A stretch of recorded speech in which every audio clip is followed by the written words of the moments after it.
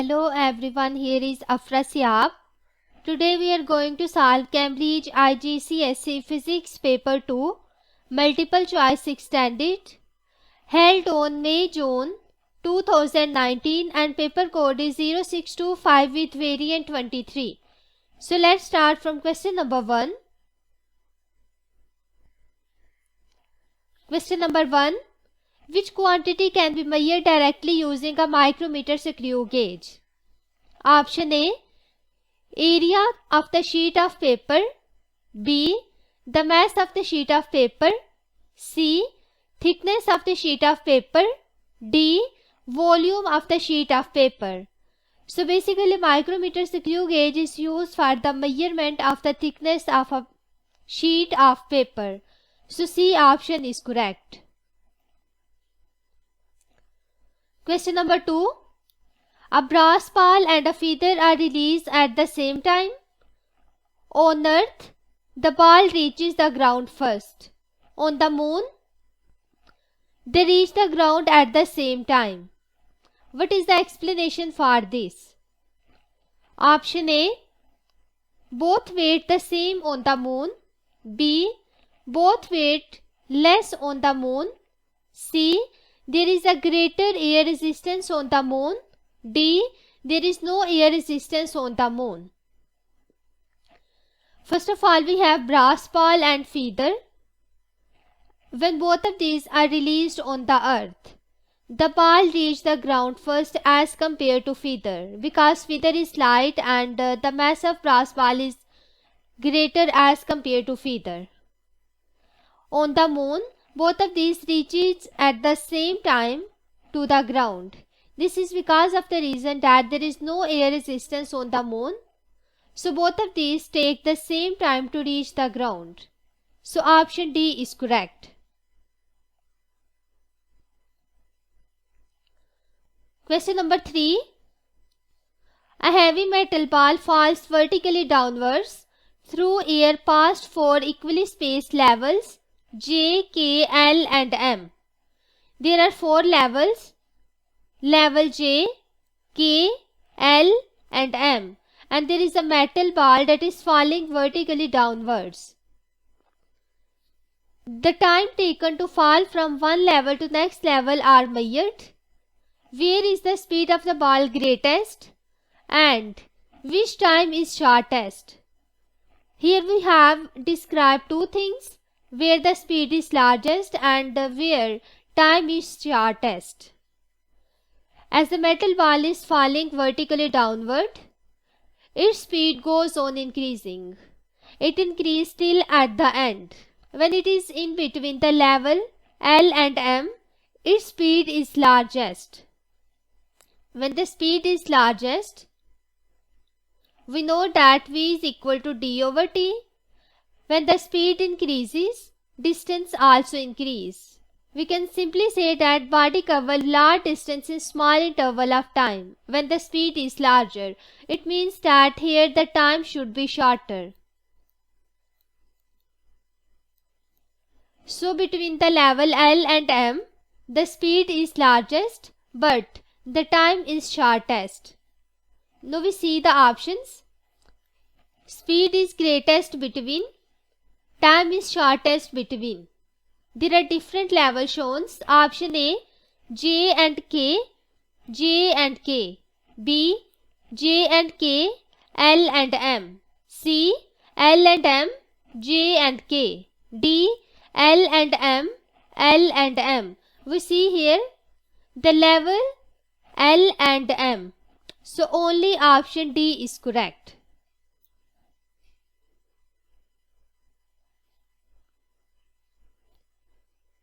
Question number 4. On Earth, a spring retracts by 5.0 cm when a mass of 3.0 kg is suspended from one end. The gravitational field strength on the Moon is 1 over 6 of that on the Earth. Which mass on the Moon would stretch the spring by the same extension? First of all, the extension is given, which is 5.0 centimeter. Next, when the spring is on the moon, then the extension will be same. It is at the surface of earth, and also on the moon extension is same. We have to find out the mass for this extension on the moon. Here I use Hooke's law. F is equal to kx, where this is on the surface of earth. We also know that weight is equal to m multiplied by g. Weight on the surface of earth will be equal to, mass is given 3.0 multiplied by the value of g on the surface of earth is 10. So I multiply it with 10. It will be equal to 30 Newton. So the force on the earth will be 30 Newton. Now I find out the value of spring constant. It will be equal to F over x. Force is 30 divided by extension is 5.0. So spring constant will be equal to 6.0 and unit is Newton per centimeter. This is the data only for the surface of earth. Now we consider moon. At the moon the value of g is 1 over 6 of that of the earth. So I write here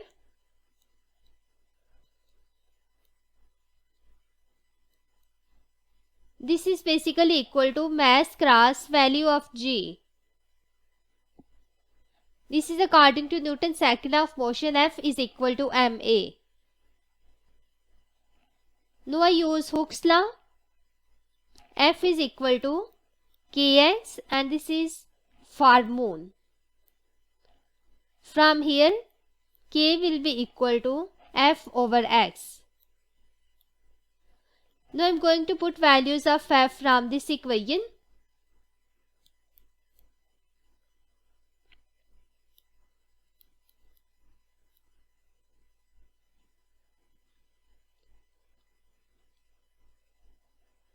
Now the spring constant for both of these should be equal.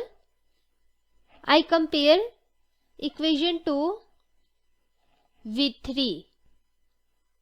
Then I write here 6.0 will be equal to mass multiplied by value of g divided by extension. So I write here 6.0 is equal to m multiplied by the value of g on the moon is 1 over 6 that of the earth. So it will be 10 over 6 divided by extension is same, which is 5 centimeter. So from here mass will be equal to 6.0 multiplied by 5 divided by 10 over 6. So the value of mass will be equal to 18 kilogram. This is basically the mass on the surface of moon. So from here option D is correct. Question number 5. X, Y and Z are three regularly shaped solid objects. Their dimensions and masses are shown in the diagram. We have three solid objects X, Y and Z. Their masses and dimensions are shown here. Which objects have the same density? So which one of the following object has the same density? First of all we find out the density for all of these objects. So I write here density is equal to mass over volume. And here basically the dimension is given. So by multiplying the dimension I get the volume.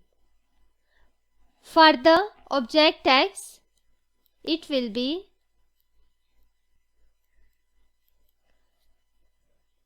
mass of the object X is 200 gram and the dimensions are 10, 5 and 2 centimeter.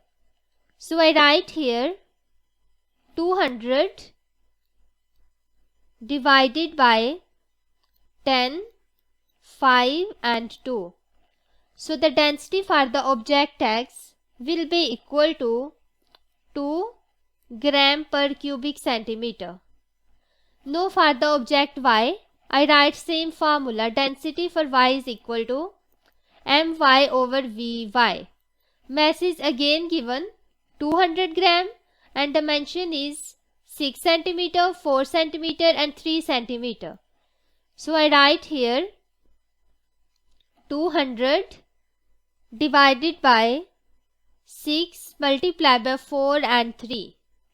So the density for y will be equal to 2.77 gram per cubic centimeter. Next for the object z, density should be equal to mass over volume. Mass is given 50 gram and dimension is 25 centimeter, 1 centimeter and 1 centimeter. So I write here 50 divided by 25 multiplied by 1 and 1. This is equal to 2 gram per cubic centimeter. Now we see all of these densities. Density for the x is 2 gram per cubic centimeter. For the y it is 2.77 and for the object z density is 2 gram per cubic centimeter. It means for x and z the density is same. Now we see the options. Option A x, y and z, B x and y only, C x and z only, D y and z only. So option C is correct. Question number 6. An experiment is carried out to determine the spring constant for a spring that obeys Hooke's law. A load is hung from the spring and the extension of the spring is measured. Which calculation is used to calculate the spring constant? Here actually we use the Hooke's law, that is F is equal to Kx. Here F is load, K is spring constant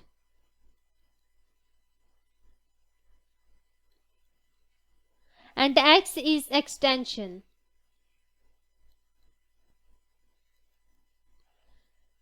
So spring constant K will be equal to load divided by extension. Load also be equal to weight.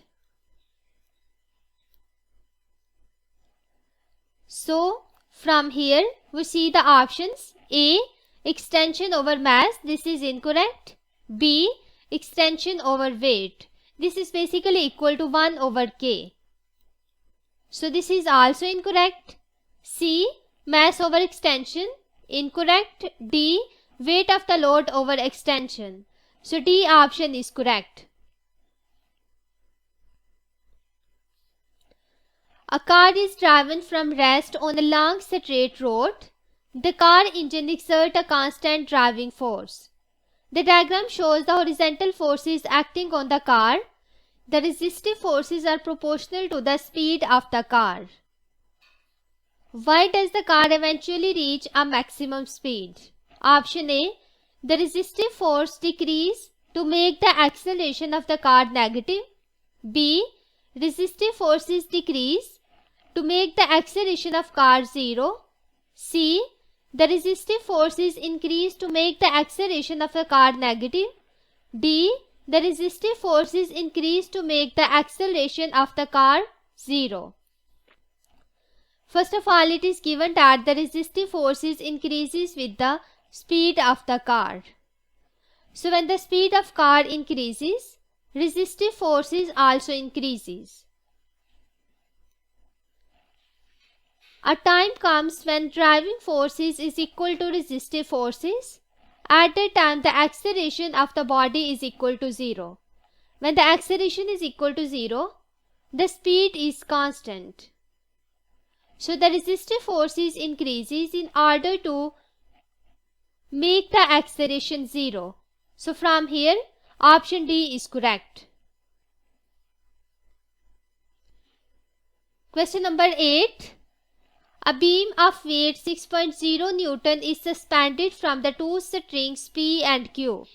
String P is 30 cm from the left hand end of the beam as shown. String Q is not shown. The tension in the string P is 2.0 Newton. What is the tension in the string Q and where is it attached so that the beam is in equilibrium? First of all, there are two strings. String P is shown here, but Q is not shown here. We have to find out the tension plus the location where we can attach string so that it is in equilibrium. Tension in the string P is given, which is 2.0 Newton, and also we can see here the distance between tension and this point is basically equal to 30 minus 20, which is equal to 10 cm.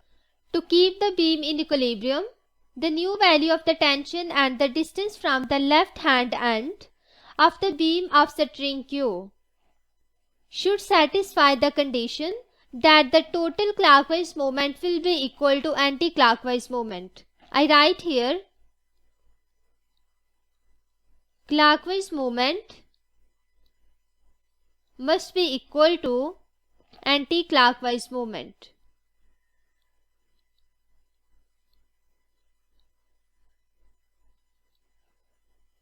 So, clockwise moment I write here tension 1 multiply by perpendicular distance, which I represent with x1.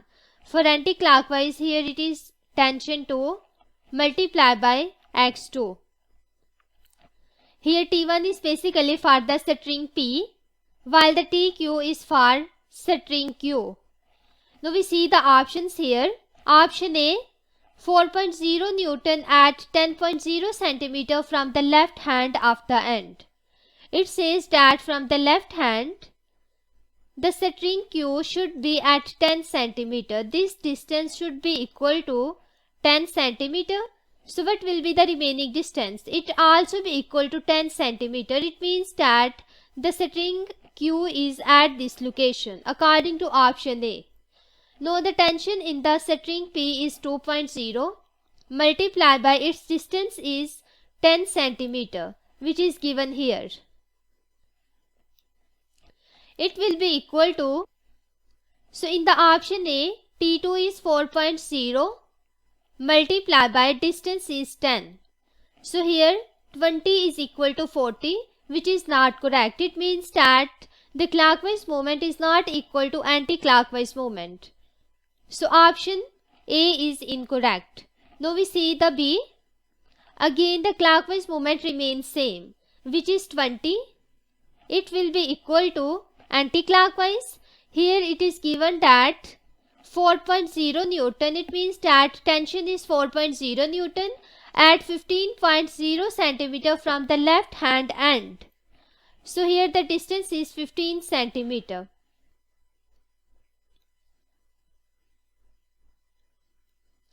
Now from the left hand end, 15 cm should be this distance.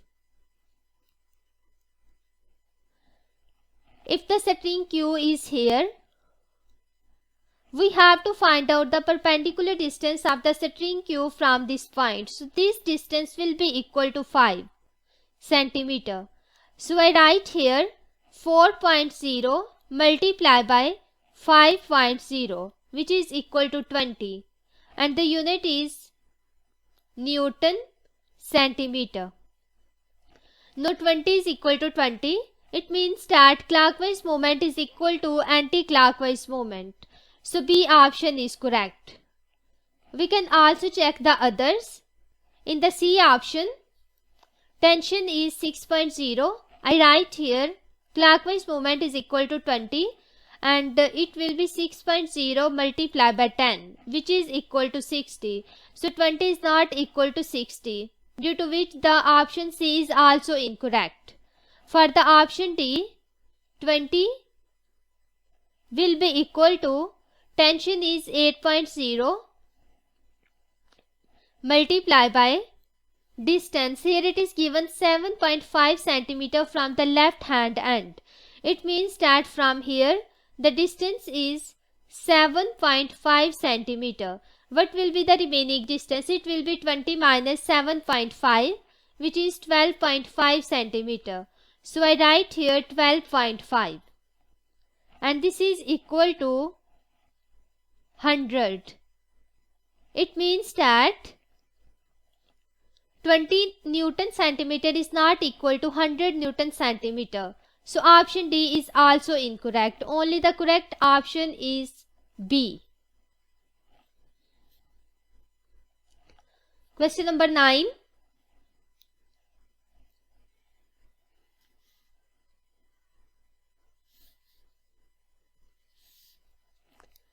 Question number 9.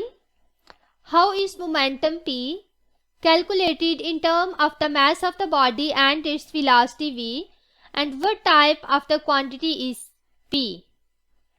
We know that momentum P is equal to product of mass and velocity of the body, and the velocity of a body is a vector quantity, due to which momentum is also a vector quantity. Momentum has both magnitude and direction. Now we see the options. Equation is given and also the type of quantity. Option A, P is equal to m cross V and scalar. So this option is incorrect because of the scalar. B, momentum is equal to m cross V and it's a vector. So B option is correct. Question number 10. An object is in free fall. The change in gravitational potential energy of the body depends upon its mass m, the change in height delta h, and the gravitational field strength g. What is the correct expression for the change in gravitational potential energy?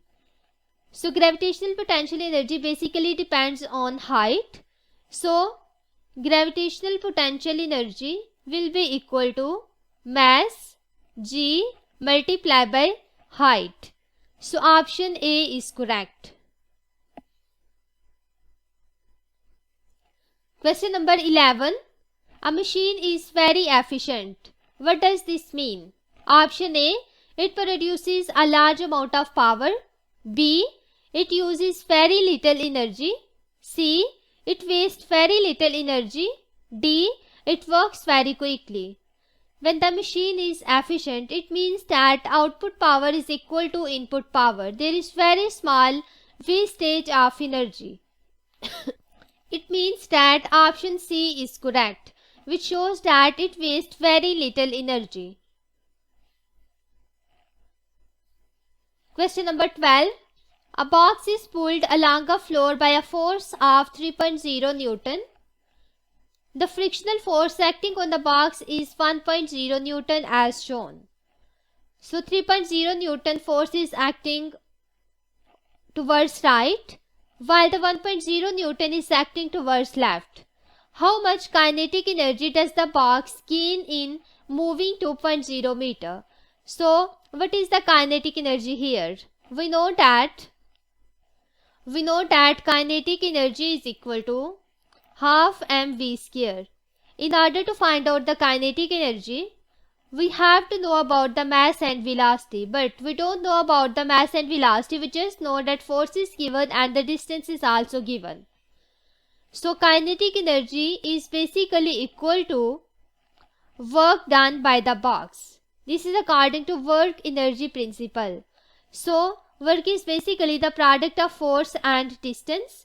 Now the two forces are given, which is 3 Newton and 1 Newton. Both of these are in opposite direction. So the net force will be 3.0 minus 1.0. So I write here multiplied by distance is 2.0. So it will be equal to 2.0 multiplied by 2.0, which is 4.0, and the unit is joule. So from here option B is correct. Question number 13. The diagram shows a stone suspended on a string under the surface of a liquid. The stone experiences a pressure caused by the liquid. Here is a stone that is inside the liquid and it is suspended by the string. What would increase the pressure of the stone? So here how can we increase the pressure on the stone? Option A, decreasing the surface area of the stone. B, increasing the mass of the stone. C, lowering the stone deeper into the liquid. D, using a liquid with a lower density. So when I lower the stone into the liquid, then what will happen? Its height increases. If I suppose the stone at this position, then the height increases, and we know that pressure due to the liquid is equal to multiplication of density, value of G and height. When the height increases, pressure also increases. So the pressure on the stone increase only by lowering the stone deeper into the liquid. So option C is correct. Question number 14. Water in a beaker evaporates when it is left on a bench for a long period of time. Increasing the surface area and increasing the temperature of the water each change the rate of evaporation. Which row is correct? Evaporation is basically the escaping of the molecules from the surface of the liquid. So when we increase the temperature and when we also increase the surface area, what will be the effect on the rate of evaporation? Option A, rate of evaporation decreases. Rate of evaporation decreases. B, rate of evaporation decrease and rate of evaporation increase. C, rate of evaporation increase and rate of evaporation decrease. D, rate of evaporation increase and the rate of evaporation increase. When we increase the temperature, more molecules has greater kinetic energy due to which they escape. So the rate of evaporation increase by increasing the temperature. By increasing the surface area, also the rate of evaporation increase. So only option D is correct.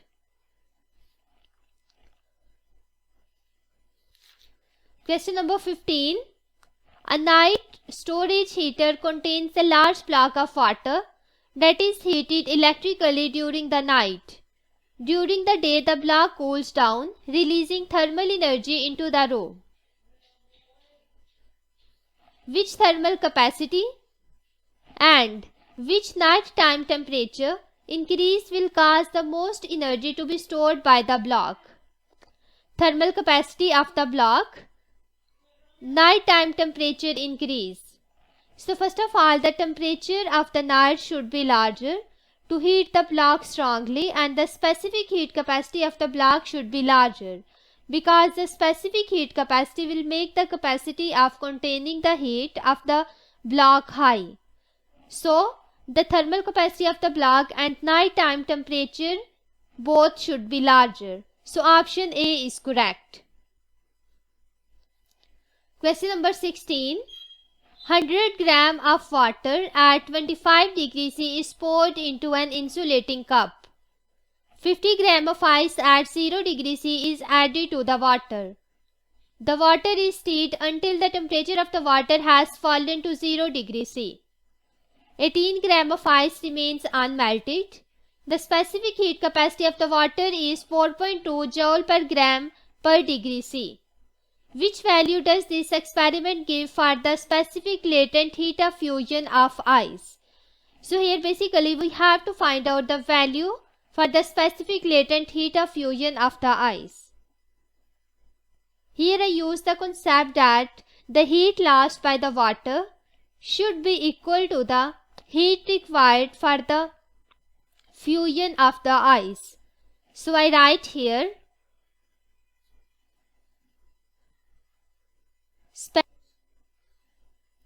heat required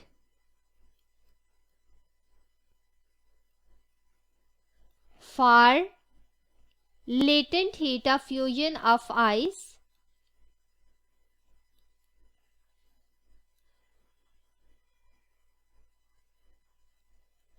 it is equal to heat lost by the water.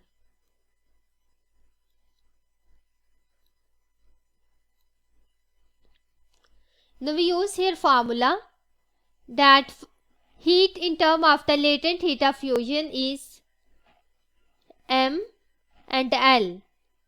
First of all, I write here steam and latent heat for the steam.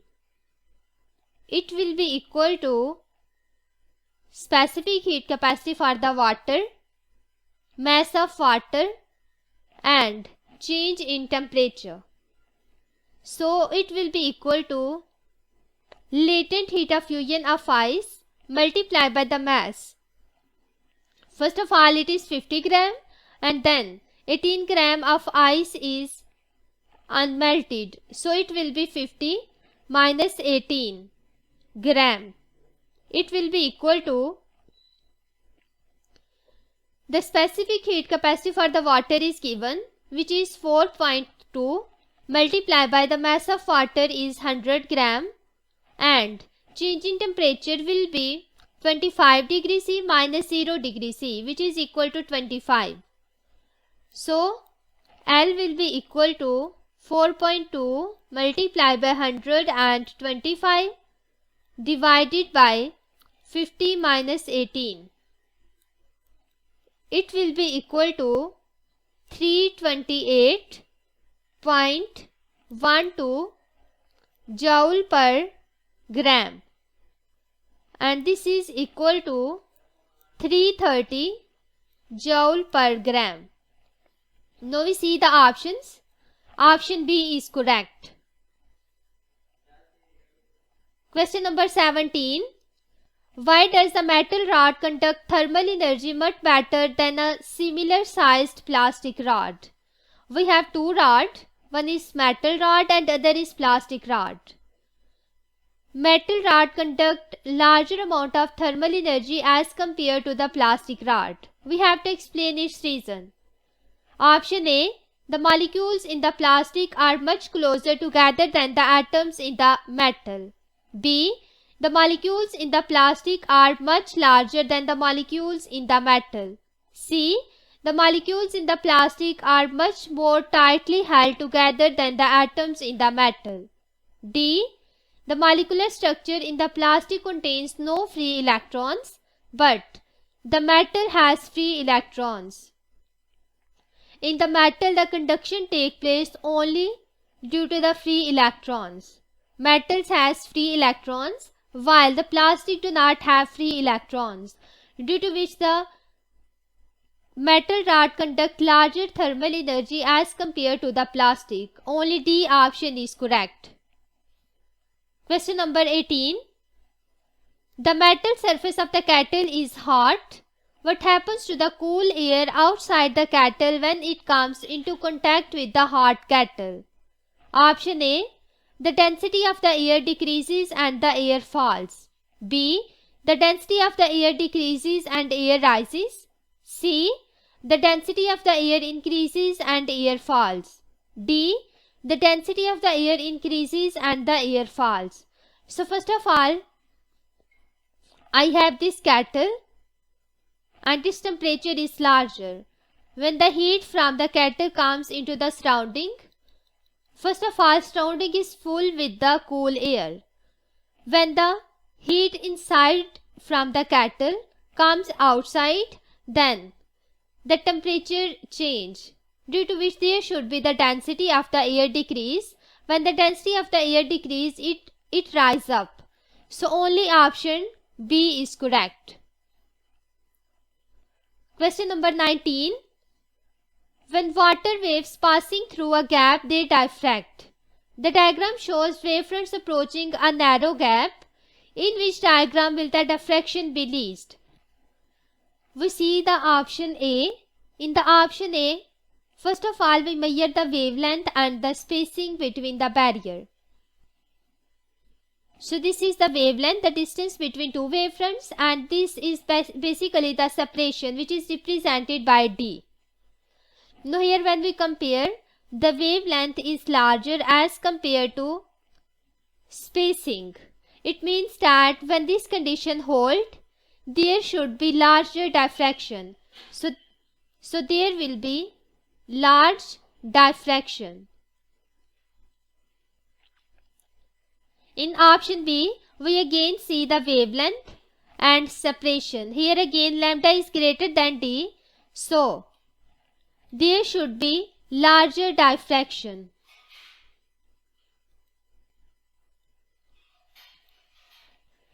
In the option C, we see that wavelength is smaller as compared to separation, so lambda is less than d. In this case, there will be least diffraction. Also in the option D, the wavelength is almost equal to the separation.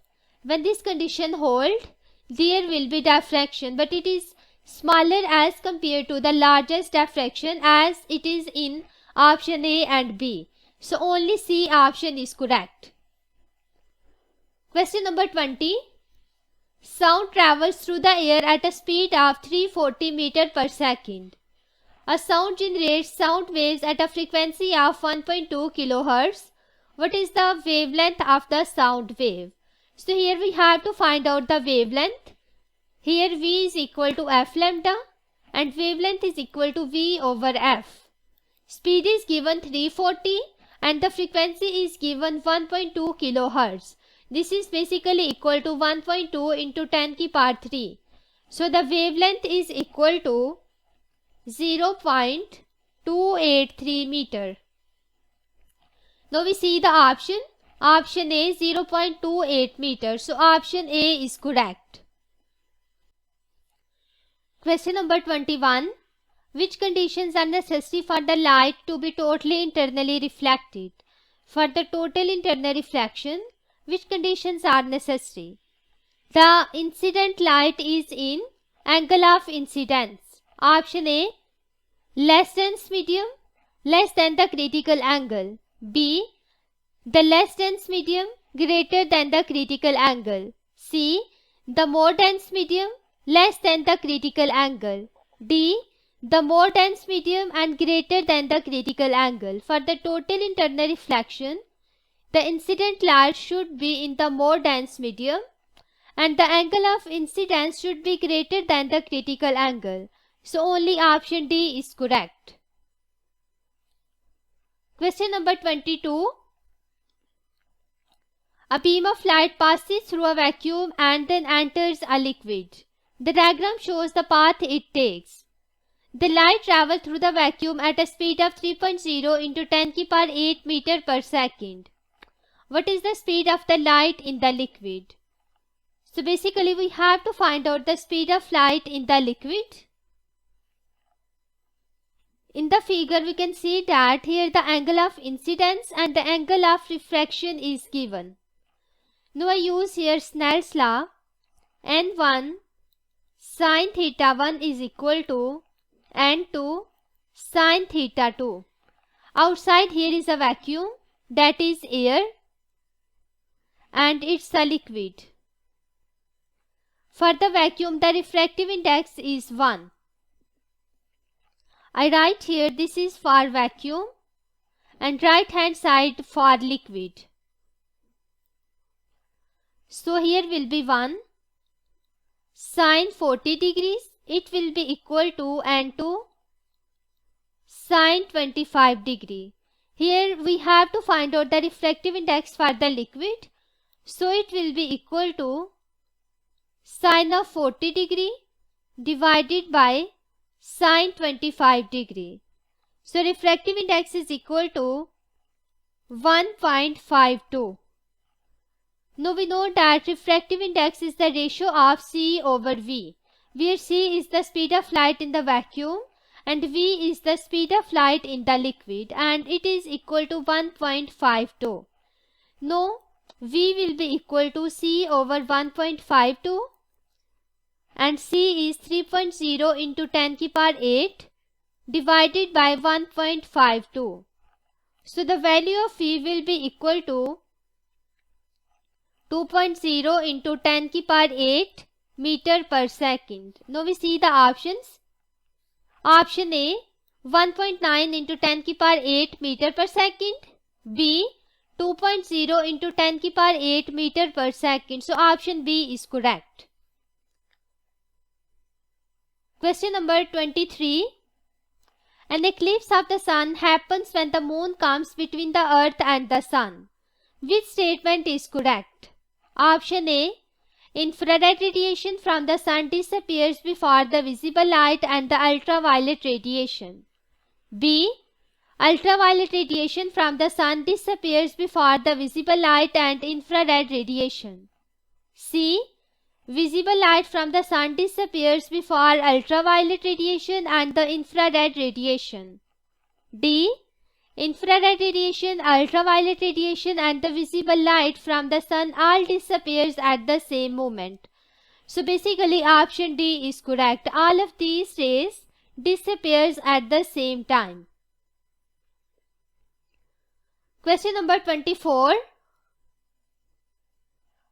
A pulse of sound is produced at the bottom of the boat.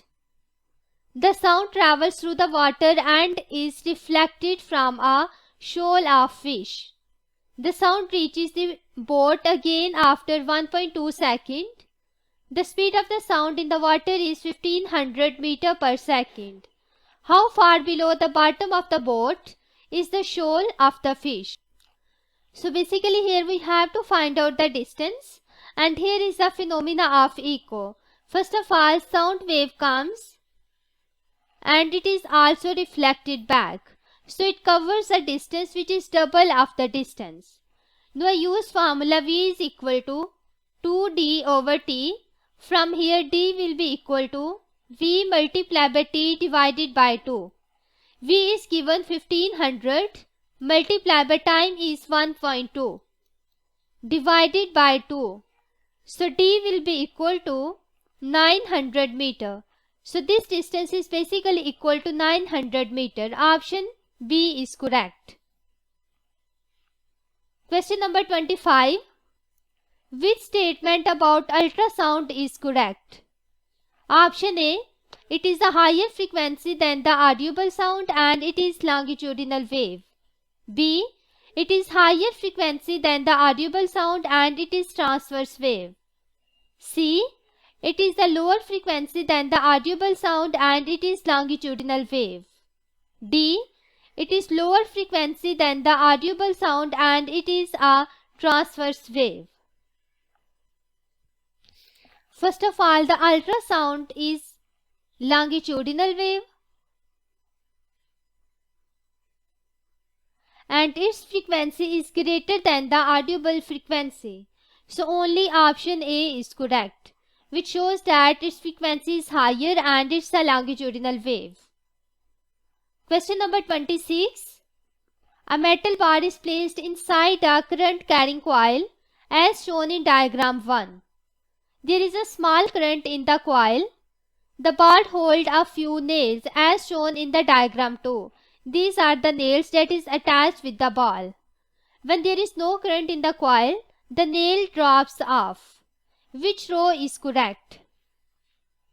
First of all, we have a metal bar, and when the current passing through this, then the nails are attached with the bar.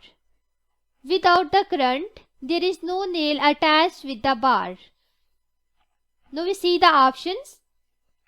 Metal from which the bar is made, effect of large current in the coil. Option A. Soft iron, it makes no difference. B. Soft iron, the bar holds more nails. C. Steel, it makes no difference. D. Steel, the bar holds more nail. So first of all, it's a soft iron because when the current is off, then the nails drop off. This is a property for the soft magnetic material which is iron. So basically this is iron. Second, when we increase the current, then the magnetization increase. There are two poles of this bar, north and south. By increasing the amount of current, the magnetization increase, due to which this magnetization attract more nails towards itself, due to which the more nails are attached with the bar magnet. So, when the current is larger, the bar holds more nails. So from here, option B is correct. The metal is soft iron, and when we increase the current, the bar holds more nails. Question number 27. Diagram 1 shows two thin, uncharged strips of plastic. Diagram 2 shows the same strips after they have been rubbed with the dry cloth. Which row describes the charge on the strips after rubbing and the force between the strips after rubbing? Charge on the strip, force between strip. Option A, opposite attraction. B, opposite repulsion. C, the same attraction. D, the same repulsion. So first of all, we see these two strips originally in diagram 1. But in the diagram 2, when it is rubbed with the dry cloth, then both of these strips move away. The distance between them increases. It means that there is a force of repulsion between the strips of plastic. When there is a force of repulsion, it means that both of these charges are same. If this is positive, then the other should be positive. If the first is negative, other should be negative, so that there is a repulsion between them. Now we see the option. The charge on the strip should be same and the force between the strips should be repulsive. So option D is correct. Question number 28. A cell has an electromotive force of 1.5 volt. What does this statement mean? Option A. The cell converts 1.0 joule of energy when driving 1.5 coulomb of the charge round a complete circuit. B. The cell converts 1.5 joule of energy when driving 1.0 coulomb of charge around a complete circuit. C. The cell converts 1.5 joule of energy per second when driving 1.0 coulomb of the charge round a complete circuit. D. The cell converts 1.5 watt of the power when driving 1.0 coulomb of the charge round a complete circuit. First of all, I write the formula of the electromotive force. It is equal to energy over charge. EMF is 1.5 volt. It means that it is 1.5 joule per coulomb. Now, we see here 1.5 joule per coulomb. The work done is 1.5 or the energy is 1.5 and the charge is 1. It means that the cell converts 1.5 joule of energy when driving 1.0 coulomb charge through the complete circuit. So option B is correct. Question number 29. Two wires X and Y are made from the same metal and have the same resistance. Which row identifies a possible pair of values for the X and Y? Now here we have to describe that which one of the following combination has the same resistance for the wire X and Y. Here we use the formula for the resistance, that R is equal to resistivity length over area. But in the options we can see here there is a diameter. It means that we have to put the value of area so that it will be equal to 4 rho L over pi d square. Resistivity depends upon the material. As the wire made from the same metal, it means that the resistivity should be same. First of all, I consider option A and consider the wire X. So Rx will be equal to 4 multiplied by length is given 50 and the diameter is 0.40. So here I write 50 multiplied by 10 की power minus 2. This becomes meter divided by 3.14 multiplied by diameter square. So it will be 0.40 into 10 की power minus 3 square. This diameter is in meters. So it will be equal to 398.08 into 10 की power 4, and here will be resistivity as it is, multiply by resistivity, and the unit is ohm. Now we check for the wire Y. It will be 4 multiplied by length is 200 while the diameter is 0.10 millimeter.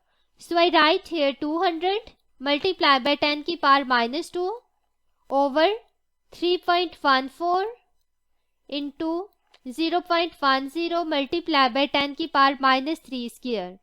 So the resistance of the wire Y will be 25477.7 into 10 की power 4 multiplied by resistivity, and the unit is ohm. Now we see here for the X and for Y, the resistance is changed. It means that option A is incorrect. We check the option B. For the option B, Rx is equal to 4 multiplied by length is 50 and the diameter is 0.40. Again the same data as given in the option A. So I write here direct the resistance, which is equal to 398.08 into 10 की power 4 multiplied by resistivity and ohm. For the wire Y, the length is 200 while the diameter is 0.20. For that we find out the resistance. It will be equal to 4 multiplied by 200 into 10 की power minus 2 divided by 3.14 0.20 into 10 की power minus 3 square. So its resistance will be 6369.4 into 10 की power 4 ohms and also multiply with resistivity. Now we see here Rx and Ry. The values are different. So option B is also incorrect. Now we check the C option. Again the resistance for the Yx should be same because the length is 50 and diameter is again same. So Rx will be equal to 398.08 into 10 की power 4 multiplied by resistivity and unit is ohm. Now I check for the wire Y. It will be 4 into 200 multiplied by 10 की power minus 2 divided by 3.14 0.80 into 10 की power minus 2 square. In this case the resistance will be equal to 398.08 into 10 की power 4 multiplied by resistivity and unit is ohm. For the option C, the resistance for the X and Y is same. So option C is correct.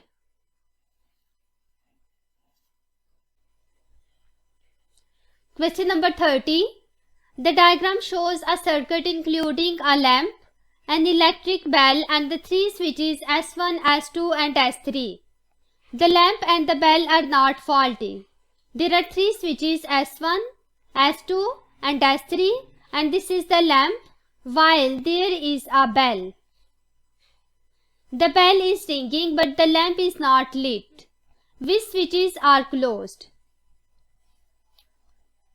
So it is given that the lamp is not lit. It means that S2 is open.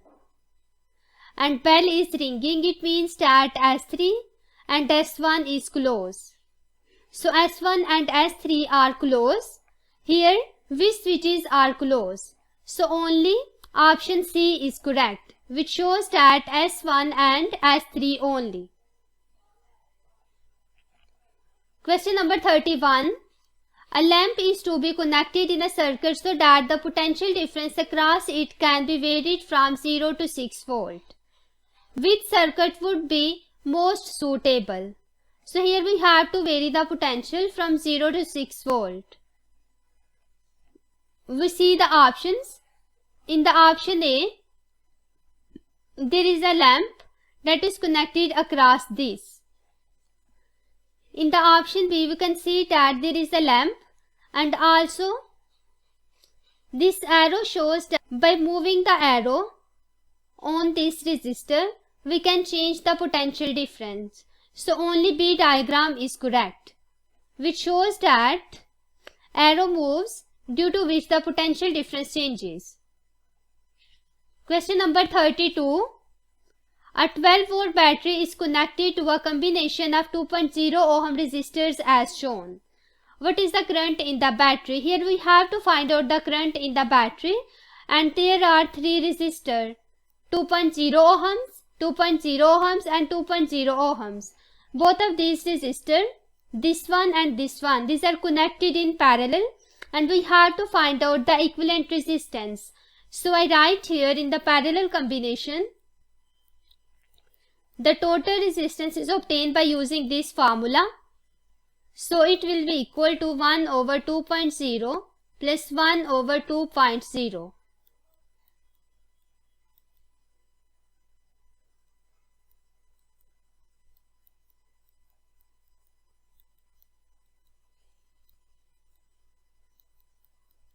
It means that RE is equal to 1.0 ohm. Now I make the circuit again. Here I suppose it is R prime. Here will be R prime, and the combination of R2 and R1 is here. And it is equal to RE. Now these are connected with the 12-volt battery.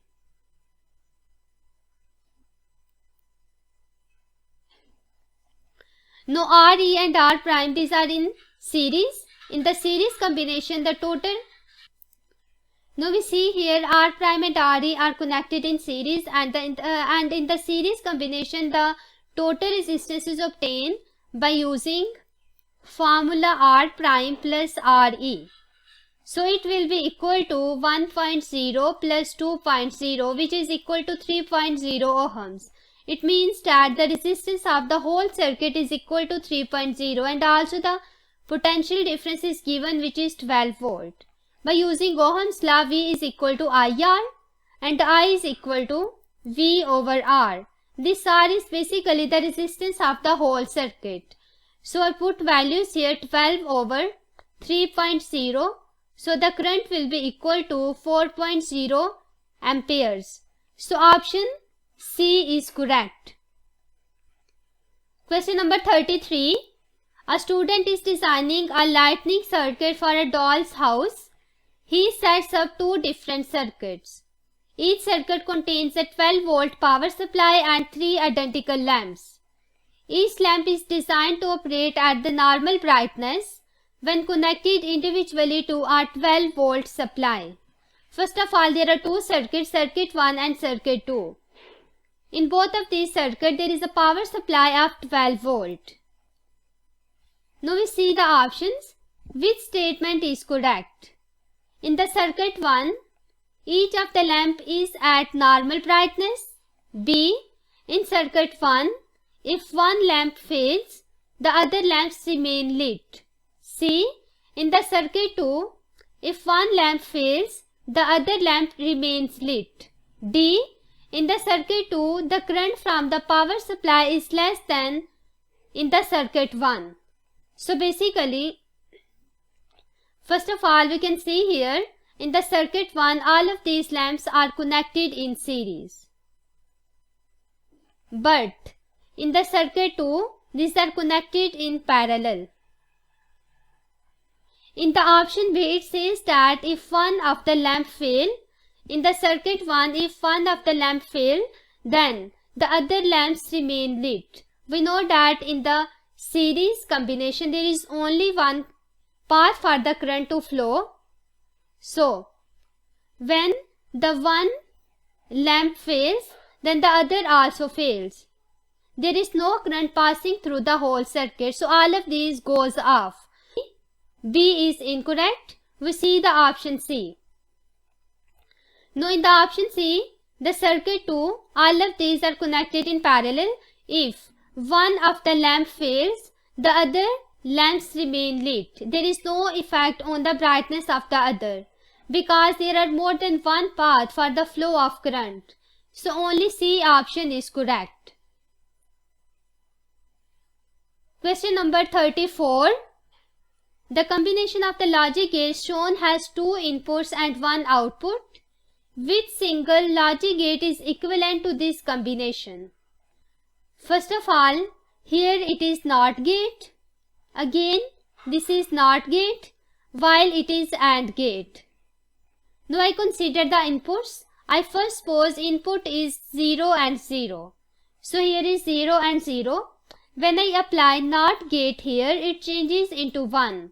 Now 1, 1 is the input of the AND gate and it changes into 1. So the output will be equal to 1. I check the next combination also, that when input is 0, 1 and 1, 1. So first of all, I consider inputs are 0, 1. Then there should be 1 and here should be 0.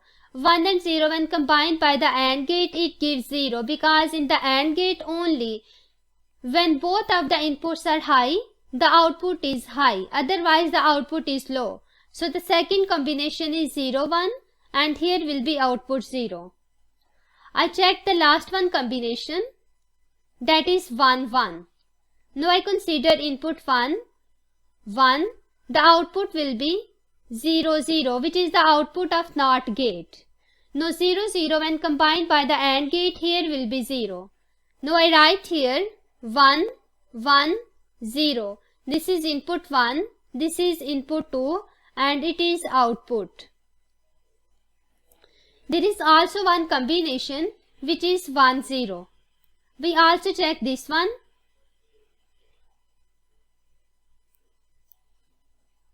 One, 0. 1 changes into 0 and 0 changes into 1. When 0 and 1 combines by AND gate, here will be 0. So I write here 1, 0 and output is 0. Now we can see here that this truth table is basically for the NOR gate. So option B is correct. Question number 35. A simple wiring diagram for an electric cooker is shown. Why is there a wire connecting the metal case of the cooker to earth? Option A. It improves the efficiency of the cooker. B. It prevents the metal case from becoming too hot when the cooker is left on. C. It reduces the risk of an electric shock if the live wire touches the metal case. D. The electric cooker will not switch on without it. So first of all, grounding is used to prevent the electric shock from the device because all the static charges in the body are transferred to the ground by connecting wire to the ground like this. So option C is correct. By connecting the metal case to the earth, it reduces the risk of the electric shock if the live wire touches the metal case. So C option is correct. Question number 36. Alpha particles are directed at a metal foil. Most of the particles pass through the foil with little change in direction.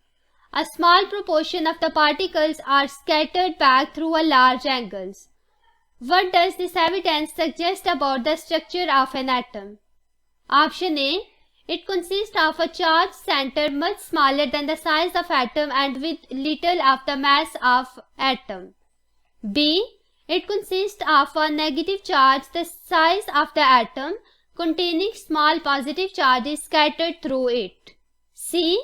It consists of a charged center much smaller than the size of atom but with most of the mass of the atom. So option C is correct because the size of nucleus is very small as compared to the size of atom.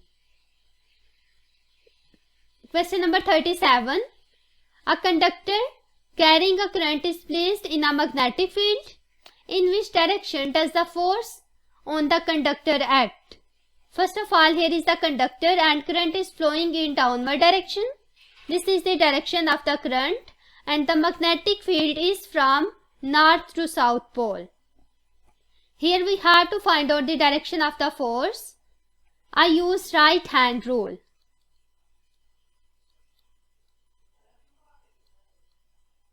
In the right hand rule, I consider my right hand and curl my finger from the direction of current towards the direction of magnetic field. Then my thumb shows the direction of the force. So basically it is in the direction of A. The force is upward direction, so option A is correct. Question number 38. What is nuclear fission? Option A. The merging of two nuclei to create a heavier nucleus. B. The process by which electrons are removed from an atom. C. The process by which stars generate energy. D. The splitting of the nucleus to create two small nuclei. So option D is correct. Fission is actually the breaking up of the nucleus to form of a smaller nuclei. Question number 39. Which statement about the gamma radiation is correct? Option A. It consists of very small charged particle. Gamma rays are neutral, so option A is incorrect. Option B. It is form of electromagnetic radiation. So this option is correct because the gamma rays are electromagnetic radiation. Option C. It is less penetrating than the beta radiation. This is incorrect because the penetration power of the gamma rays is largest as compared to alpha radiation and beta radiation. So this is also incorrect. It is more highly ionizing than alpha radiation. So the ionization power of the gamma rays is smaller as compared to alpha and beta. So D option is also incorrect. Question number 40. A radium nucleus with the nucleon number 226 decays by emitting an alpha particle. The proton number of the radium is 88. What are the nucleon number and the proton number for the nucleus produced by this decay? First of all, I consider here radium and the nucleon number is 226 while the proton number is 88. Proton number is basically equal to atomic number. When it emits alpha particles are basically helium nuclei.